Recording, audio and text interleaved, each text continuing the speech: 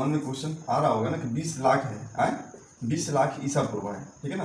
तो 20 लाख ईसा पूर्व के हम आगे जाते हैं कि कम क्यों होते हैं, ये क्वेश्चन मन में उठ रहा होगा ना, है कि हम तो हमारे 20 लाख से भी आगे जाएंगे ना, 20 लाख से हम 30 लाख जाएंगे, 25 लाख जाएंगे, हैं हम कम क्यों हो रहे हैं। तो कम इसलिए होते हैं कि हमको ईसा पूर्व के हिसाब से पढ़ाई होती है हम लोग के इतिहास में, ठीक है, क्योंकि विश्वव्यापी ये समय रेखा है, जो पहले हम लोग पढ़ चुके हैं, तिथियां हैं। तो 20 लाख से 12,000 क्वेश्चन पूछेगा कि बताओ कि ईसा कितना ईसा पूर्व से कितना ईसा पूर्व तक हमारा समय काल चला था, पूरा पाषाण काल का।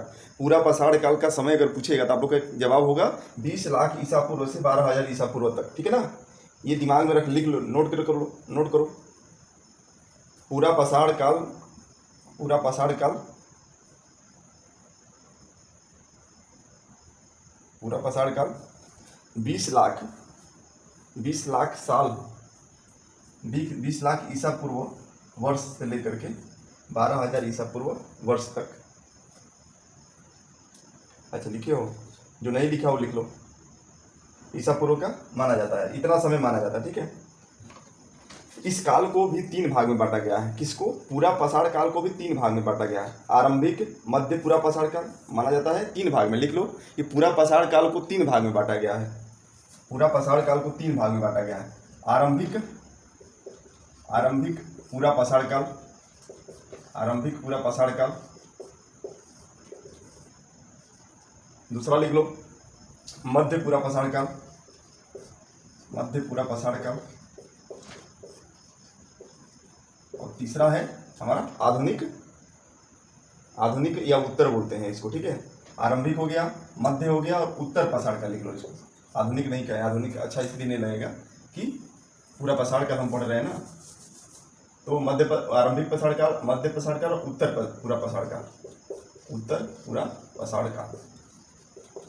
3 प्रकार से हमको क्या पढ़ना है, पूरा पाषाण काल को पढ़ना है, ठीक है। तो अगर हम मानव के इतिहास के अगर पढ़ेंगे तो मानव के लगभग 99% जो है इतिहास, क्योंकि मानव के बारे में सिर्फ मानव कैसे विकसित हुआ, विकसित हो जाने के बाद इतिहास कुछ अलग है, ठीक है ना। पहले हम लोग प्राचीन काल में ये पढ़ेंगे कि मानव कैसे विकसित हुआ, आग का आविष्कार कब हुआ, कब अनाज हुआ, ऐसे करके हम लोग जो पढ़ेंगे तो मानव का लगभग 99% कहानी इसी काल के दौरान घटित हुई थी। किस काल के दौरान? पूरा पाषाण काल के दौरान, ठीक है ना। आप लोग नोट करके लिखें, मानव इतिहास काल की, मानव इतिहास काल के लगभग 99%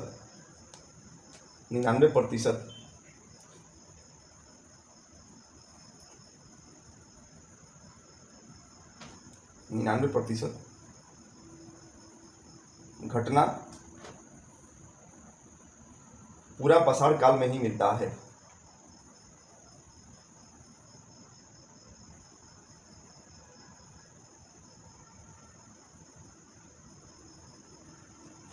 ठीक है, अब लिखो, नोट करके आगे लिखो। जिस काल में हमें पर्यावरणीय बदलाव मिलते हैं उसे मध्य पाषाण काल कहते हैं, उसे मध्य पाषाण काल कहते हैं।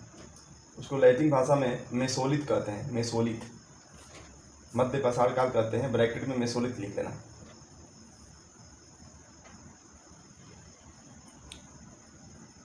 मेसोलिथ छोड़ना मत तुम लोग, छोटी छोटी चीजें हैं ना, इसको एकदम मत छोड़ना। ये नहीं कह रहे मेसोलिथ क्या लिखें, क्या जरूरी है, सब आज नहीं पूछेगा, लेकिन आगे कभी भी क्वेश्चन जो है ना, छोटी छोटी यहीं से तो उठाता है क्वेश्चन। इसीलिए तो यूपीएससी वाले भी 6 क्लास के उन लोगों को पढ़ना पड़ता है, मजबूरी, क्या करेंगे लोग। ये छोटी छोटी बातें आके नहीं मिलेगा। मेसोलिथ कहते हैं। लिखो फिर नेक्स्ट लिखो, मध्य पाषाण काल का समय लगभग 12,000 ईसा पूर्व से 10,000 ईसा पूर्व वर्ष माना गया है। 3 भाग में बांटा गया है ना। पहले हम लोग क्या पढ़े थे? 20 लाख से 12,000 पढ़े थे। अब 12,000 के बाद ही तो होगा। लिख लो 12,000 ईसा पूर्व वर्ष या साल जो भी लिखना लिख लो, वर्ष से लेकर के 10,000 ईसा पूर्व वर्ष माना गया है। माना गया।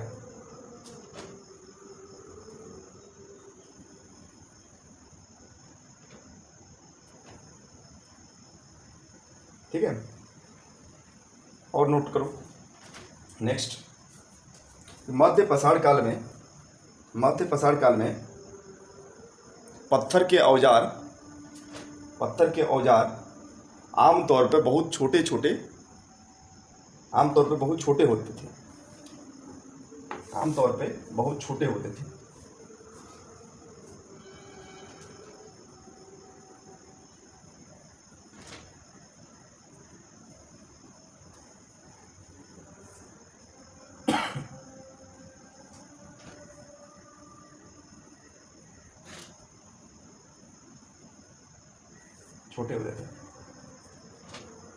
इन्हें माइक्रोलिथ यानी लघु पाषाण काल कहा जाता है।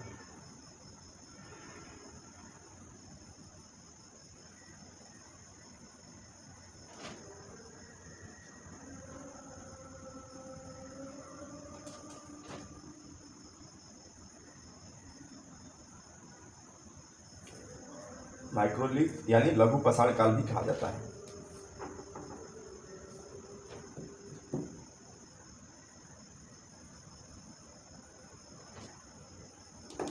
आगे नोट करके लिखो। लघु पाषाण काल में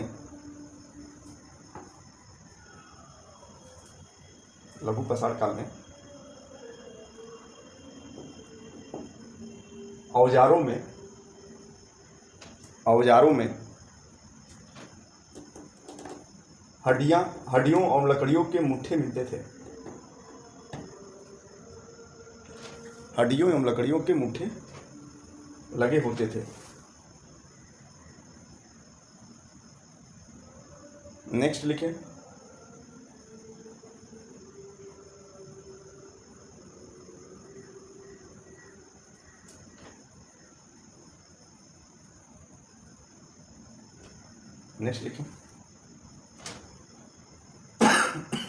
लघु पाषाण काल में हाशिया और आरी जैसे औजार भी मिलते थे।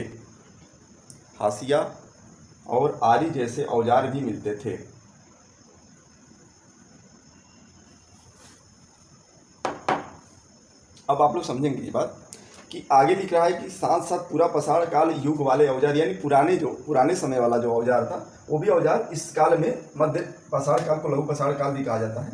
इस पाषाण काल में हमको क्या है वो भी औजार मिलते थे प्रयोग करते हुए लोग। ठीक, अगले युग की शुरुआत जो है 10,000 ईसा पूर्व से होती है, जिसे हम नव पाषाण काल कहते हैं। नव पाषाण काल कहते हैं। हम लोग क्या पढ़े हैं, उत्तर पाषाण काल भी पढ़े हैं ना, नव पाषाण काल भी कहते हैं। ब्रैकेट में उत्तर पाषाण काल भी लिख लेना।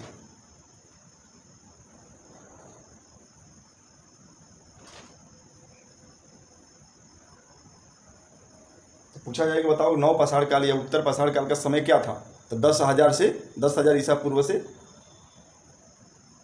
माना जाता है। ठीक है, शुरुआत।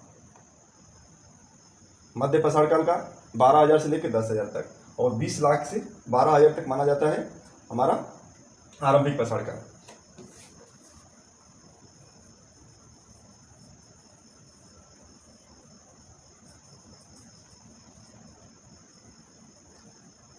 बदलती जलवायु। अब हम लोग बदलती जलवायु के बारे में किस काल में पढ़े थे, अभी लिखे हैं ना हम लोग। बदलती जलवायु परिवर्तन होता है तो क्या होता है, आगे देखो क्या होता है। जलवायु परिवर्तन होने के बाद आगे पढ़ेंगे तो समझ में आएगा। तो हम लोग जब मध्य पाषाण काल के बारे में पढ़ेंगे तो उसमें हमको बदलती हुई जलवायु को देखने को मिलेगा। जैसे लगभग 12,000 साल पहले पूर्व की जलवायु में बड़े बदलाव आए, गर्मी बढ़ने लगी। ठीक है, इसके परिणाम स्वरूप कई क्षेत्रों में घास वाले मैदान बनने लगे।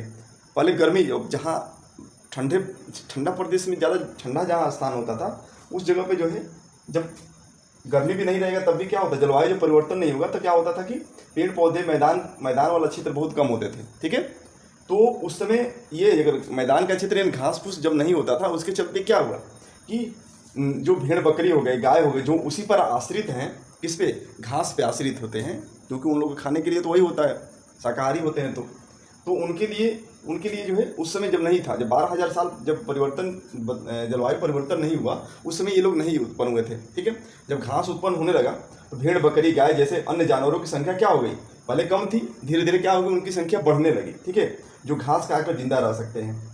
जो लोग इन जानवरों का शिकार करते थे, किनको, बकरी का शिकार, भेड़ का शिकार, बरसिंघा, हिरण, इन लोगों का शिकार जो करते थे, वे भी इनके पीछे पीछे आए और इनके खाने पीने के आदतों और प्रजनन के समय की जानकारी हासिल करने लगे। हो सकता है कि तब लोग इन जानवरों को पकड़कर अपने ज़रूरत के अनुसार पालने की बात सोचने लगे हों। साथ ही इस काल में मछली भी, अब देखो आप लोग को पढ़ते समय ये शब्द यूज कर रहा है, ठीक है, कि ऐसे करते होंगे, लगे, हो सकता है, ऐसा शब्द यूज कर रहा है ना। तो प्राचीन काल में लोग क्या करते थे, उस समय काल में ज़्यादा इमेजिंग करके पढ़ा गया है। हमारा जो है इतिहास को उस समय लोग कोई ऐसा लिखित रूप से कोई साक्ष्य नहीं मिला है, इसलिए इमेजिंग करके इसमें पढ़ाया गया है। आप लोगों को समझ में आ रहा है होगी मेरी बात। कहने का मतलब है कि उस समय के जो इतिहास में जहाँ जहाँ साक्ष्य मिला है, जैसे औजार के तो साक्ष्य मिल गया, लेकिन जानवरों का साक्ष्य कैसे मिला उन लोगों के पास, हड्डियों के द्वारा माध्यम से मिला होगा। हाँ, तो लोग ऐसा इमेजिंग किया गया है कि पहले घास हो गया, जलवायु परिवर्तन हुआ, तो फिर संख्या क्या हो गई, जानवरों की बढ़ने लगी। जानवरों के बढ़ने के चलते क्या हुआ कि जो जानवर पे आश्रित थे, यानी शिकार करते थे, आखेटक के बारे में अभी हम पढ़ रहे हैं ना, तो आखेटक जो घुमंतु थे लोग, जो आखेटक शिकारी, वो समुदाय जो था, वो क्या करते थे, इस जानवर जहाँ जहाँ ज़्यादा संख्या होती थी इनकी, वहाँ ये लोग भी साथ में पीछे चलने लगे। जैसे इनकी संख्या बढ़ने लगी तो क्या कर रहा है, संख्या बढ़ने लगी तो उनके प्रजनन की समय जानकारी हासिल करने लगे और धीरे धीरे क्या करने लगे, उनको पकड़ करके अपना पालतू बनाने लगे। ठीक है, तो पालतू बनाने का मतलब क्या हुआ कि अब इन लोगों को ये समझ में आया कि इनको साथ में अपना रखा जा सकता है पाल करके। देखो आगे फिर इसको शुरुआत होगी, खेती और पशुपालन की शुरुआत हो रही है। ऐसा इमेजिंग करके इतिहास में बताया गया है। पूरा पाषाण काल जब हम पढ़ेंगे तो ऐसे ही लगभग मिलेगा हम लोगों को। जिस का साक्ष्य मिला है उसका तो लोग मानते हैं, लेकिन जिसका साक्ष्य नहीं मिलेगा उसको क्या करेंगे, इमेजिंग करके लगभग पढ़ाया गया है। ठीक, खेती और पशुपालन की शुरुआत। हेलो, समझ में आ रहा है ना कि ऐसा नहीं कि ऐसे ही है, थोड़ा सा लगेगा है। देखो क्या करना, थोड़ा सा कहानी जैसा हम लोग पढ़ेंगे, इसको कोशिश करेंगे। पाषाण काल जब हम पढ़ रहे हैं, पूरा पाषाण काल पढ़ रहे हैं, फिर उसके बाद 3 भाग में उसको बांट दिया गया। आरंभिक हो गया, मध्य हो गया, उसके बाद क्या हुआ, उत्तर पाषाण काल हो गया। उसका समय हम लोग देख लिए, 20 लाख से लेकर 12,000 तक, 12,000 से लेकर 10,000 तक। फिर 10,000 से शुरुआत हुई किसकी, उत्तर पाषाण काल की, जिसको नव पाषाण काल भी कहते हैं। उत्तर पाषाण हम लोग जब पहले में पढ़े तो क्या हुआ कि उसमें लोग सिर्फ औजार का प्रयोग करने ज़्यादा मिला। लेकिन जलवायु परिवर्तन कहाँ हो रहा है आप लोग को, 12,000 से ईसा पूर्व के बाद हमारा क्या हो, जलवायु में परिवर्तन हो रहा है। क्या हो रहा है, जलवायु में परिवर्तन। जलवायु में जब परिवर्तन हो रहा है तो क्या हुआ कि अब सीधी बात है कि पहले संख्या किसकी कम होगी, जानवरों की संख्या कम होगी। ठीक है ना, क्योंकि उनको खाने के लिए तो कुछ चाहिए ना, व्यवस्थाएं चाहिए, तो वो खाएंगे तभी तो रहेंगे। तो जब उनके खाने के लिए जैसे वो घास पे आश्रित है, तो उनकी जब धीरे धीरे जलवायु परिवर्तन हुआ तो वो संख्या बढ़ने लगा। ठीक है ना, जब वो संख्या बढ़ा तो इनकी भी संख्या, जानवरों की संख्या जो है, ये भी संख्या उनकी बढ़ने लगी। और जो जानवरों पर आश्रित थे, यानी उन्हीं को खा करके वो रहते थे, मार करके खाते थे, रहते थे, वो लोग भी क्या करने, ज़्यादा संख्या होने लगी तो ये लोग साथ में रहने लगे। तो धीरे धीरे क्या हुआ कि ये लोग ऐसा करने लगे कि इसको पालतू बनाने लगे। फिर आगे देखो कैसे विकास होता है, इसमें आगे कह रहा है खेती और पशुपालन की शुरुआत। आप हेडिंग डाल दें, खेती और पशुपालन की शुरुआत। उससे पहले एक थोड़ा नोट कर लो तुम लोग, कि मध्य पाषाण काल में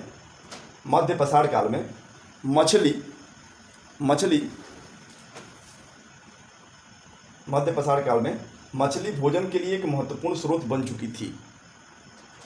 मध्य पाषाण काल में मतलब मछली पहले भी लोग खाते, लेकिन एक महत्वपूर्ण स्रोत बन गया था मछली भी खाने का मध्य पाषाण काल में। आगे देखें हम लोग, खेती और पशुपालन की शुरुआत किस काल में हो रहा है। पहले क्वेश्चन पूछ देगा कि बताओ खेती और पशुपालन की शुरुआत कहाँ हो रही है, किस काल में हो रही है। अभी हम लोग मध्य पाषाण काल पढ़ रहे हैं, तो आप लोग नोट करें कि मध्य पाषाण काल में खेती और पशुपालन की शुरुआत होता है। खेती और पशुपालन की शुरुआत मध्यकाल में हमको मिलता है, मध्य प्रसार काल में। ठीक है, अब इसको थोड़ा सा हम लोग पढ़ेंगे। चलो काजल थोड़ा पढ़ो तो इसको, क्योंकि देखो सब इमेजिन किया जा रहा है, क्योंकि जो साक्ष्य मिला हुआ उसके अनुसार ही लोग पढ़ाया गया है, बताया गया है। इसमें भिन्न इलाकों में गेहूं, जौ, धान जैसे अनाज प्राकृतिक रूप से उगने लगे थे। ठीक है, इस काल में महिलाओं, पुरुषों और बच्चों को अनाज का भोजन के लिए बटोरना शुरू कर दिया होगा। साथ ही वो सीखने लगे होंगे कि अनाज कहाँ उगते थे। ठीक है, जब वो गेहूं जौ और धान के बारे में लोग जाने, यानी अनाज के बारे में जब जान गए, तो वो लोग ये भी इमेजिन करने लगे कि ये कहाँ उत्पादन होता था। ठीक है, फिर उसको देखते देखते क्या हुआ, कब ये पकता था। अब क्या है, क्या वो हमारे सामने ऐसी घटनाएं होगी तो क्या हुआ, हम तो पता चल जाता है ना। जैसे आम के पेड़ हो गया, या आम कब पकता है, हमको सब सीजन के बारे में पता चल जाता है कि नहीं चल जाता है। ऐसे ही लोग जब देखने लगे, रहने लगे, तो उन लोगों को ये पता चलने लगा कि अनाज इस समय पकता है। ठीक है, इस समय इसकी शुरुआत होती है। लोग धीरे धीरे उसके बारे में जानने लगे। ठीक है, अनाज कहाँ उगते थे, कब पककर तैयार होते थे, ऐसा करते करते लोगों ने इन अनाजों को खुद पैदा करने सीख लिया होगा। ठीक है, लोग जब देखने लगे, अनाज के बारे में जब जान गए, तो क्या करेंगे, वो लोग खुद अनाज उत्पादन करने लगे। ठीक है ना, उसको धीरे धीरे क्या हुआ, कृषक बन गए वो लोग, यानी खेती की शुरुआत हो गई। ठीक है, तो खेती की शुरुआत कैसे हो रही है कि पहले वो अनाज के बारे में जान गए, उसको देखें, उसका समय कब पकने का होता है, कब उगने का होता है, ये सब जब जान गए वो लोग, तो फिर वो अपने पास वो उगाने लगे और धीरे धीरे क्या करें, वो खेती करने लगे और कृषक बन गए। इसी तरह लोगों ने अपने घरों के आसपास चारा रखकर, अब सीधी बात है कि जब हम कृषक बन गए, जो कृषक बन गया, खेती करने लगा, तो वो अपने पास जो है अनाज का या किसी रूप में तो अपने पास घर के पास तो रखेगा ना। चारा लोग रखने लगे, तो जानवर क्या हुए, चारा खाने के चलते क्या हुआ, उनके घर के आसपास रहने लगे। ठीक है, इमेजिन करो आप लोग थोड़ा सा, जानवर क्या करने लगे, जब चारा उनके पास मिलने लगा, चारा देख करके लोग, जानवर जो है, जो चारा खाने वाले हैं, वो लोग क्या करने लगे, उनके घर के आसपास, यानी वो लोग जहाँ रहते थे वहाँ वो लोग क्या हुआ, आकर्षित होने लगे। ठीक है ना, फिर वो लोग पालतू बनाया जाने लगा। पालतू क्यों बनाया जाने लगा, कि जंगली जानवरों से बचाने के लिए। ठीक है, अब गाय है, हिरण है, अब इन लोगों को बचाने, अब ये लोग शिकार किसके होते हैं, कि तो ये लोग खुद खाते थे, और नहीं तो जंगली जानवर जैसे शेर हो गया, बाघ हो, ये सब क्या करते थे, इन लोगों का शिकार करके खाते थे। तो उन लोगों को बचाने के लिए क्या करने लगे, कि धीरे धीरे वो लोग पालतू बनाने लगे। धीरे धीरे लोग भेड़, बकरी, गाय और सूअर जैसे जानवरों को अपने घरों के नज़दीक आने को उत्साहित करने लगे। उत्साहित करने मतलब क्या हुआ, कि उनको खाने के सामान अपने पास रखने लगे, तो धीरे धीरे वो लोग क्या हुए, आकर्षित हुए और उत्साहित हुए। ऐसे जानवर झुंड में रहते थे। कौन से, जो चारा खाने वाले जानवर होंगे, ज़्यादातर झुंड में रहते हैं वो लोग। ठीक है, जंगलों में जानवर झुंड में रहते थे, ज़्यादातर घास खाते थे। ठीक है, अक्सर लोग अन्य जंगली जानवरों के आकर्षण से इनकी सुरक्षा किया करते थे। कौन करते थे, वहाँ के जो लोग रहते थे वो लोग क्या करते थे, इनको सुरक्षा करते थे, किससे, जंगली जानवरों से। इस तरह धीरे धीरे ये पशुपालक बन गए। क्या बन गए, पशुपालक बन गए।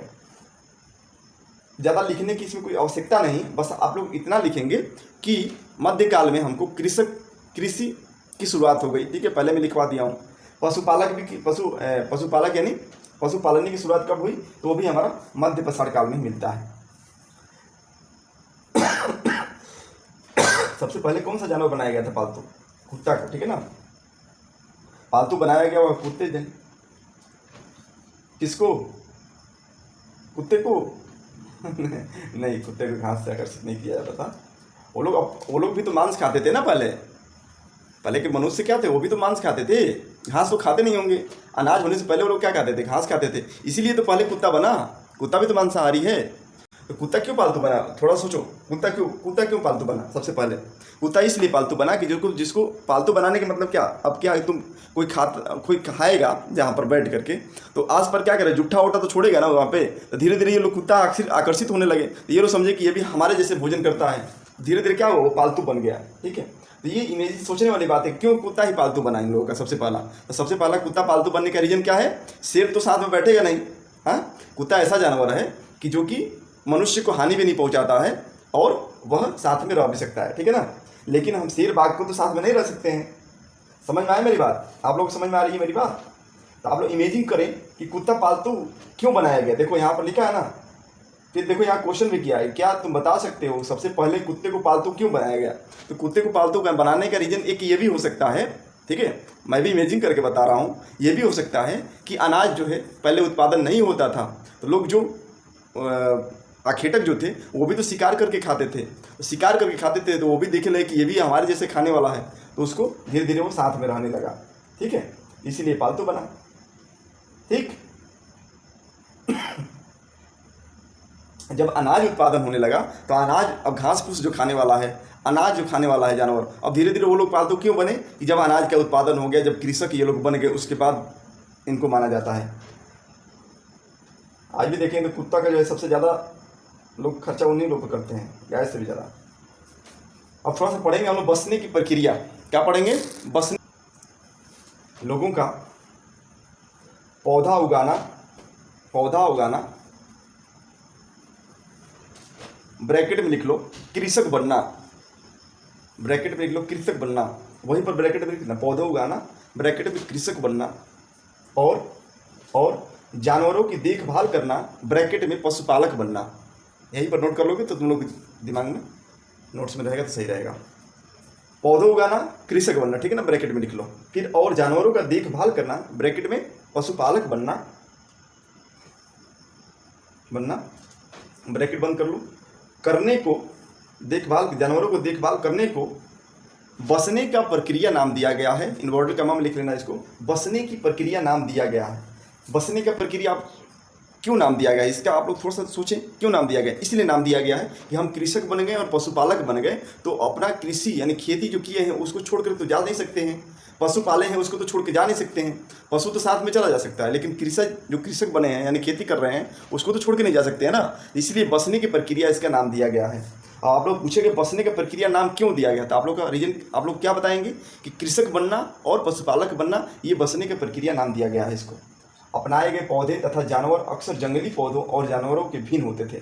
ठीक है, अब सीधी बात है कि जो हम पौधा उत्पादन करते थे यानी अनाज उत्पादन करते थे कृषि के रूप में, तो वो पौधे और जंगली पौधे दोनों में तो अंतर ही होती थी ना, दोनों में अंतर होती थी कि नहीं? आज भी होता है अंतर, जंगली पौधे और जो हमारे घर पे जो खेती करते हैं वो वाला पौधे में अंतर है।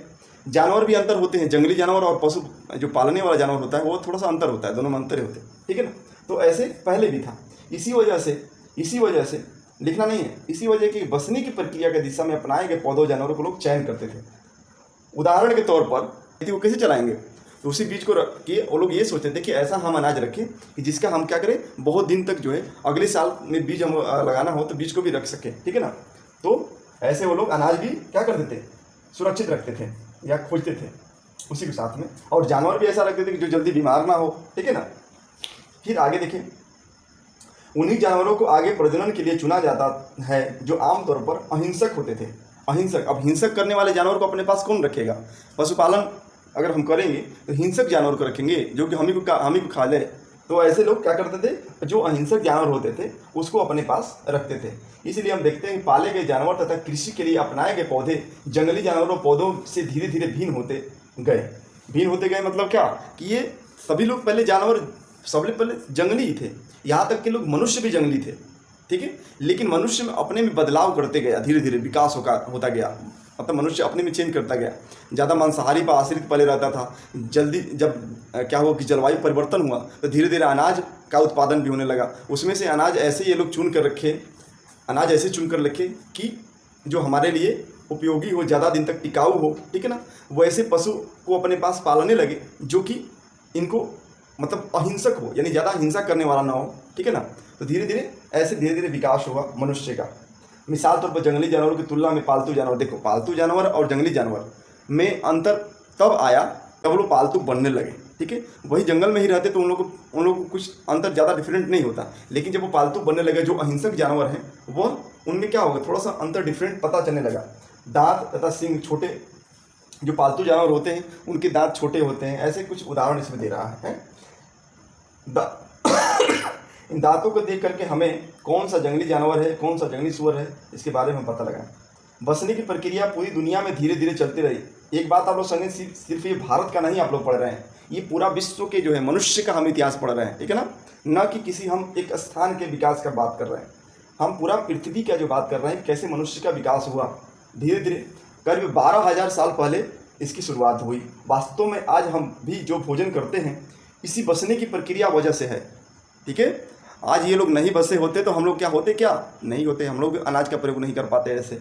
हाँ, तो इन लोगों के बसने की जो प्रक्रिया है उसमें हम लोग भी समाहित हैं। उन्हीं लोग के रीजन है कि आज हम लोग ऐसे हैं।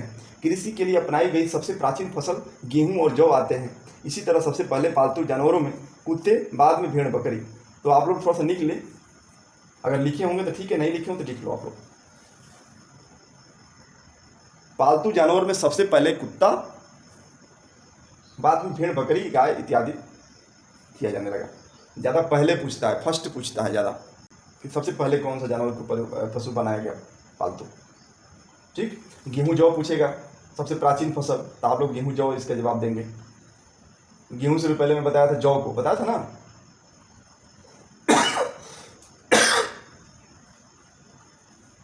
लिख लो, फिर आगे मैं बढ़ता हूँ। यहाँ पे आप लोग बात समझना है कि नवीन जीवन शैली, हमारा हेडिंग क्या दिया है, एक नवीन जीवन शैली। अब जीवन शैली को हम थोड़ी सी एक कहानी के रूप में इसको देखेंगे तो ये कह रहा है कि अनाज का जो है, अनाज हम बीज लगा दिए, बीज लगाने से लेकर के हम लोग पकने तक, बीज लगाने से लेकर के पकने तक इतनी दूर तक प्रक्रिया क्या थी। हमको तो रहना पड़ेगा ना, हमने बीज लगा दिया तो जब तक वो पकेगा नहीं तब तक हम तो उसको छोड़ करके जा नहीं सकते हैं। तो धीरे धीरे जीवन में स्थिरता आई। दूसरी बात, इसके अंदर भी देखो क्या क्या विकास हो रहा है कि अनाज में क्या क्या प्रयोग करना पड़ता था, पानी की आवश्यकता होती थी, वो लोग धीरे धीरे उसमें सिंचाई करने लगे। खर पतवार हटाना, यानी अनाज को जो या पौधे को जो खराब करने वाला है उसको हटाना, साफ सफाई करना, चिड़ियों से सुरक्षित करना, सुरक्षा करना उनकी, बहुत सी काम धीरे धीरे क्या होगी, कृषक बनने के बाद उन लोग के शामिल हो गए काम। धीरे धीरे उन लोग, पहले क्या था, पहले मनुष्य को बस यही था कि हमको खाने के लिए व्यवस्था मिल जाए, यानी हमको शिकार करने के लिए कोई जानवर मिल जाए, शिकार कर लिए, खाएं सोएं, बस यही करना था उन लोगों का। धीरे धीरे जब ये अनाज का उत्पादन जब करने लगे, वो जब कृषक बनने लगे, उनकी संख्या, काम की जो है भर दिन की दिनचर्या उन लोगों की बहुत अच्छा हो गया कि हमको क्या करना है कि इस अनेक माइंड में भी था ना उन लोगों के, क्योंकि तुरंत होने वाला चीज़ था नहीं कि वो एक दिन आज लगाएं कल हमको काट लिए, ऐसा होता तो जल्दी ख़त्म हो जाता। लेकिन उसमें समय जब लगने लगा तो उनकी जीवन स्थिर होने लगी। अब स्थिर होने लगी, धीरे धीरे काम बढ़ने लगा उन लोगों का। काम कैसे बढ़ने लगा कि जैसे साफ़ सफाई करना, सिंचाई करना, जानवरों की सुरक्षा करना, ठीक है ना, बहुत से काम शामिल हो गए। अब कटाई के बाद जब पक गया तो उसको फिर काटना होता था। काटने के बाद अनाज निकालना, अनाज निकालने के बाद अनाज को संभाल करके रखना, इतना इन लोगों के पास काम विस्तृत हो गया धीरे धीरे। थोड़ा सा इमेजिन करने में कितना अच्छा लग रहा है, कैसे कैसे धीरे धीरे मनुष्य का विकास हो रहा है, ठीक है ना। ये हम लोग खुद से जुड़ा हुआ मामला है, इसीलिए इसको अच्छे से हम लोग पढ़ेंगे। इस चैप्टर में पहले ही हम लोग पढ़े थे, क्या पढ़े थे कि आखेटक खाद से लेकर के कहाँ तक पढ़े थे, भोजन उत्पादन तक, कैसे पढ़े थे ना। देखो, आखेटक खाद संग्रह से लेकर भोजन उत्पादन हमारा चैप्टर का ही नाम है। अब धीरे धीरे आप लोग को समझ में आ रही है, धीरे धीरे समझ में आ रही है चैप्टर के हिसाब से कि आप लोग पहले हम लोग आखेटक थे, आखेटक के बाद कृषक बने, कृषक बनने के बाद यानी हम लोग भोजन के व्यवस्थाएं में अब आ गए धीरे धीरे, ठीक है। भोजन उत्पादन हम लोग करने लगे। पहले क्या थे, हम लोग दूसरे पर आश्रित थे। अब धीरे धीरे क्या हो गए हम लोग कि अपना भोजन खुद हम व्यवस्था करने लगे, उसको उत्पादन करने लगे।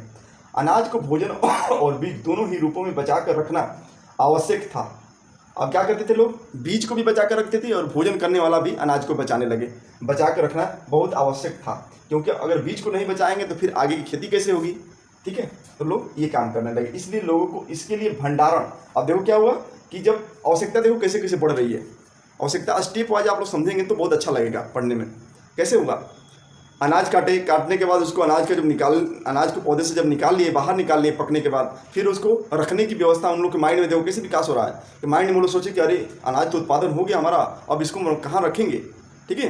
तो लोग क्या करने लगे, भंडारण की व्यवस्था करने लगे कि हम जगह रखने की व्यवस्था नहीं होगी तो ये तो हमारे बहुत दिन तक हमारे पास रह ही नहीं सकता है। धीरे धीरे वो लोग क्या करने लगे कि इसकी सुरक्षा करने के लिए, इनको ज़्यादा दिन रहने के लिए भंडारण की व्यवस्था की है।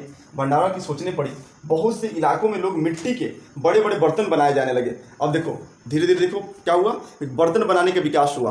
बर्तन बनाने का विकास धीरे धीरे देखना आगे हम लोग चाक के पढ़ने के मिलेगा, जो बनाया जाता है बर्तन ना। पहले लोग हाथ से मिट्टी का बर्तन बनाने लगे, बड़े बड़े बर्तन बना। अब बड़े बड़े बर्तन क्यों बनाने लगे कि बड़े बड़े बर्तन बनाने का मतलब यही था कि ज़्यादा अनाज को रखा जा सके एक जगह। टोकरियाँ बुनी जाने लगी, फिर ज़मीन पर गड़ा खोदा गया। क्या तुम लगता है कि शिकारी या भोजन संग्रह करने वाले बर्तन बनाते हैं ठीक है। तो हम लोग की इतना बात समझ में आ गई कि पहले लोग क्या करते, जब अनाज उत्पादन होने लगा उसके बाद वो भंडारण के लिए फिर बर्तन तैयार किए रखने के लिए। अब क्या करेंगे हम लोग, चलते फिरते अभी तक हम लोग पढ़ रहे थे कि अनाज की सुरक्षा करना। अब वो लोग क्या करने लगे कि धीरे धीरे जानवरों की संख्या कैसे बढ़ती है, बच्चे देने से बढ़ रही है। तो अगर जानवरों की भी हम देखभाल करने लगेंगे, ठीक है ना, तो उनकी संख्या क्या होगी, बढ़ेगी, बढ़ती है। साथ ही उनसे दूध भी मिलता है। अब गाय हो गया, भेड़ बकरी हो गया, इससे भी दूध का उत्पादन होने लगा। अब वो भी क्या करने, एक दूध शामिल हो गया हम लोग के भोजन पात्र में। क्या हो गया, पहले तो अनाज सिर्फ करते थे, अब उनके जीवन में क्या हो गया, एक नया चीज आ गया, क्या, दूध का उत्पादन आ गया। ठीक है, भोजन का एक अच्छा स्रोत हो गया, क्या, दूध हो गया। यही नहीं, जानवरों से हमें मांस भी मिलता है, दूध भी मिलने लगा। दूसरे शब्दों में पशुपालन भोजन के भंडारण का एक तरीका है। पशुपालन क्या है, भोजन के भंडारण का भी एक क्या है, तरीका है। ठीक है, भोजन के अतिरिक्त जानवरों से और क्या क्या मिल सकता है, ये क्वेश्चन दिया है इसमें। आज जानवरों का उपयोग किस किस के लिए होता है, आज के परिप्रेक्ष्य में पूछ रहा है क्वेश्चन यहाँ पे। उसको हमको पढ़ने की जरूरत नहीं, आप लोग अपने मन से उसको समझ लेंगे। आओ आरंभिक कृषकों और पशुपालकों के बारे में पता करें। आरंभिक पशुपालक बुर्जहोम के लोग वर्तमान में कश्मीर ब्रैकेट में करके गड्ढे के नीचे घर बनाते थे, जिन्हें हम गर्तवास कहते हैं,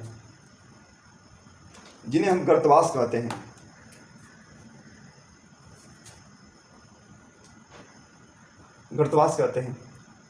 गर्तवास में उतरने के लिए सीढ़ियां होती थी। गर्तवास में उतरने के लिए सीढ़ियां होती थी।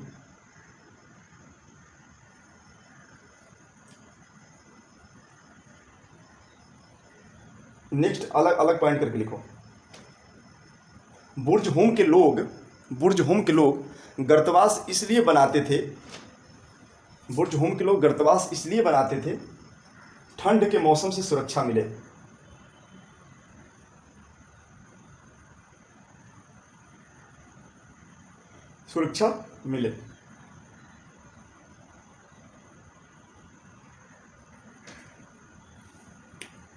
अब देखो, पुरातत्वविदों के द्वारा क्या मिला था, झोपड़ी के अंदर और झोपड़ी के बाहर, ठीक है ना, दोनों स्थान पे आग जलाने का साक्ष्य उनको मिला था। ऐसा लगता है कि मौसम के अनुसार लोग घर के अंदर भी रहते थे और घर के बाहर, यानी घर के अंदर। आज भी देखो, आज जो अब तो चूल्हा आ गया है, गैस चूल्हा वाला, नहीं तो पहले चूल्हा होता था गाँव में। ठीक है, तो क्या होता था, घर के बाहर भी चूल्हा, आंगन में भी चूल्हा बनाया जाता था और घर के अंदर भी चूल्हा बनाया जाता था। ठीक है ना, ठंडे के दिन में बाहर खाना बनाया जाता था, भोजन बनाया जाता था, फिर अंदर भी बनाया जाता था। ठीक है ना, ऐसा साक्ष्य पहले भी मिला है। आज भी जो गांव में रहे होंगे वो लोग जानते होंगे कि ऐसे चूल्हे का साक्ष्य पहले भी मिलता था। ठीक है ना, शुरू में उन लोगों को ये मिला कि देखो, ठंडे के दिन में क्या करते थे, वो लोग अंदर बनाते थे और गर्मी के दिन में बाहर बनाते थे भोजन। ऐसे साक्ष्य उन लोगों को मिला था। एक गर्तवास का चित्र बनाओ। बहुत सारी जगहों से पत्थर के औजार मिले। लिखो, पुरातत्वविदों द्वारा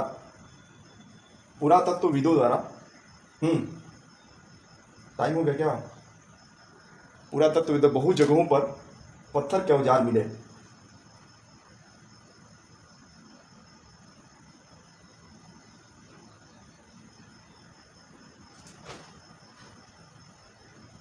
औजार भी मिले जो पूरा पाषाण काल के उपकरण से भिन्न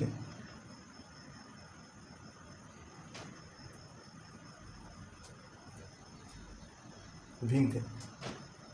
इसलिए इन्हें नव पाषाण काल माना गया। बहुत प्रकार की चीज मिली, ओखली, मूसल, देखो ना, वनस्पति अवधि, अनाज जब उत्पादन हो, धीरे धीरे वो लोग विकास होता गया। ये चीज होता है, इसका प्रयोग करना जरूरी है, ये रखना चाहिए, ऐसे ऐसे साक्ष्य धीरे धीरे क्या उन लोगों का विकास होता गया। ठीक है ना, जैसे देख रहे हो ना, घड़ा का। ठीक है, तो आज के लिए बस इतना ही, फिर हम लोग कल मिलते हैं। ठीक है, और 20 या 21 सैटरडे जब पड़ेगा, 20 या 21 को पड़ेगा, ऐसे हम उस दिन रखेंगे टेस्ट का।